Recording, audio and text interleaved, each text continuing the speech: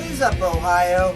Hello, everybody, and welcome to the Broulis Beat Report. I'm your host, Nick Broulis. This edition of the Broulis Beat Report is brought to you by Cafe 80s. If you enjoy 80s music, you will definitely want to check out a Cafe 80s show when they are indeed at a venue near you. You've got a couple of ways to follow Cafe 80s. The first, you could check out their actual website at thecafe80s.net, or find them on Facebook, type in The Cafe 80s and give their fan page a like.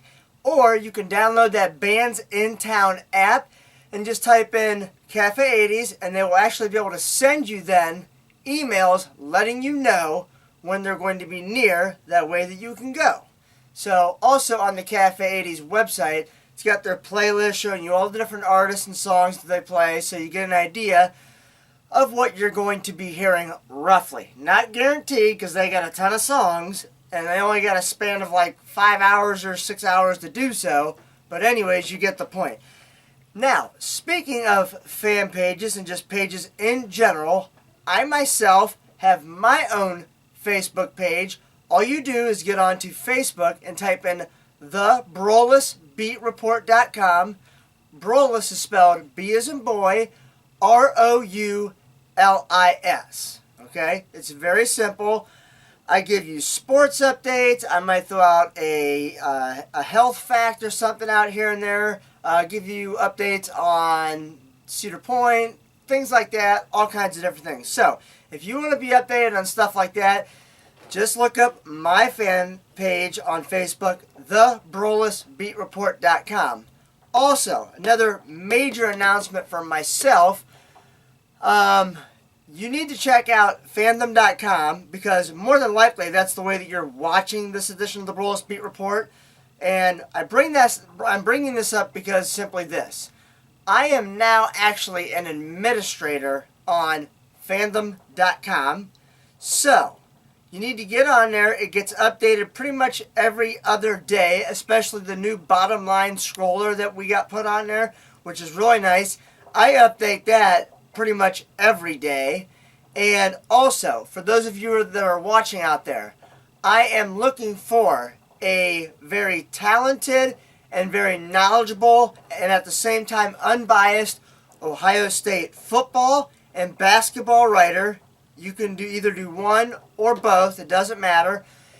And I am looking for a Cleveland Indians writer in the same regard. And if you want to, and if you're out there and you're a Cavs, kind of person, and you want to write about the Cavs, that's fine too, or the Browns, or health, fitness, whoever. If you have another team you want to write about, let me know. Just get in contact with me somehow, some way on there, and let me know that you would indeed like to write for fandom.com.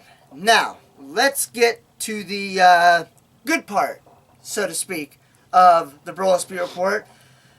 I didn't get a chance to print up my Week 6 predictions for last week. All I can tell you is I didn't do a great job. I did get the Browns prediction right, which, of course, I'm really never going to pick them to win anytime soon. So, with that being said, let's get started. And we're actually going to start out with Week 8 of college football. Now, Ohio State is off this week after the beatdown they gave Nebraska last weekend. So I had two college football games that I wanted to give you a prediction on. Both games start at 7:30, so they're prime time. One on NBC, the other's on ABC. First is number 19 Michigan is at number 2 Penn State. Now, I am predicting Penn State to win this. Now, here's the other thing. If you are a Buckeye fan, you want Penn State to win this game. Why? Because next week, Penn State travels to Ohio State, who is ranked number 6 in the country. Therefore, if you're a Buckeye fan, if Penn State is still ranked number 2, and Ohio State can somehow, some way find a way to beat Penn State in Columbus, that would put the Buckeyes back into the college football playoff. Okay, so keep that in mind. Now, the other game, number 11, USC travels to South Bend to take on the Fighting Irish. I am actually going to take number 11, USC, on that one. Now, let's move on to week number 7 of the NFL, which actually started last night when Oakland beat the Kansas City Chiefs, and it took them 4 plays in which there was no time on the clock, meaning 4 defensive penalties, I believe it was. But the Raiders squeeze out a 31-30 victory over the Kansas City Chiefs. I actually picked Oakland to win that game, but it was a lot closer than what I anticipated. Now, let's move on to the Sunday game, shall we? First up, you've got the Buccaneers traveling to Buffalo. I'm going to take Tampa Bay in that game. Next up is the Ravens at the Vikings. I'm going to actually take Minnesota on that one. Jets at the Dolphins. This is a battle of the AFC East. I'm going to take Miami at home. Next up, Cardinals at the Los Angeles Rams. I'm going to take Arizona in that matchup. Next up is a battle of the AFC South between the Jacksonville Jaguars and the Indianapolis Colts. I'm actually going to take Jacksonville, believe it or not. I think they finally figured it out. Next up, Saints at the Packers. I would have originally taken the Green Bay Packers, but due to the Aaron Rodgers injury, that swings things significantly for me. I am actually going to take the Saints on the road in Lambeau. Next up, Panthers at Chicago. I'm going to take the Panthers in this matchup. Cowboys at the 49ers to start the late games. I'm going to take Dallas in this game, and I think that they're going to run all over San Francisco, especially with Ezekiel Elliott being back in the mix. Broncos at the Chargers for the 425 game. I'm going to take the Broncos to get a big win on the road there. Then, in a battle of the AFC North, Cincinnati is at Pittsburgh. Pittsburgh got a huge road win last weekend, and guess what? The last time they were at home, they got embarrassed at Heinz Field in front of their hometown fans against Jacksonville. I think they come out and win in impressive fashion over the Cincinnati Bengals. And then the Seattle Seahawks travel to the New York Giants. I am going to take the Giants actually in this game.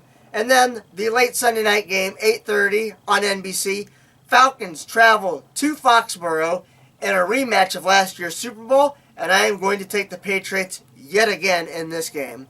Okay, and I don't say yet again as in I predicted the Patriots to beat the Falcons, because I actually had the Falcons winning that Super Bowl game. But anyways, I'm going to take New England at home.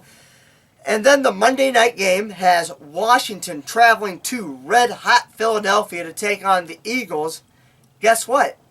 I'm actually going to take the Redskins to get a huge, huge win on the road against Carson Wentz and the Philadelphia Eagles. And last but not least, the local game has the Tennessee Titans traveling to Cleveland to play the Browns, who are, along with the 49ers, the only 2 teams that have not won a game this year. And to no surprise, I am going to take the Tennessee Titans. Why? Because the Browns have yet to prove to me that they can actually win a game. And number 2, I have a bad feeling that Tennessee's run game is really going to get off in this game.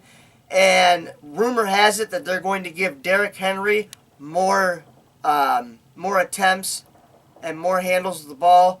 So I'm really fearful that the Browns' run game's really rush defense is going to get gashed here in this game against Tennessee, which will then open up the passing game for Marcus Mariota. So that's what I have there. Now, again, you need to check out fandom.com every day for new articles. Again, I'm looking for Indians writers, Cavs writers, Ohio State writers, and even Cavs and Browns. It doesn't matter. If you want to write for fandom.com, get in touch with me. I'm going to be able to update the website every day if need be. I'm even going to throw some polls up there to get things really going on fandom.com. And also, check out my Facebook page, thebroulisbeatreport.com. You're going to find some interesting things on there as well. Well, that does it for this edition of the Broulis Beat Report. And until next time, I do hope everybody has a great rest of their week, and especially a great weekend of football. And who knows, maybe we'll have some baseball news to talk to you about. So that does it for this edition of the Broulis Beat Report. Until next time, have a good one, everybody.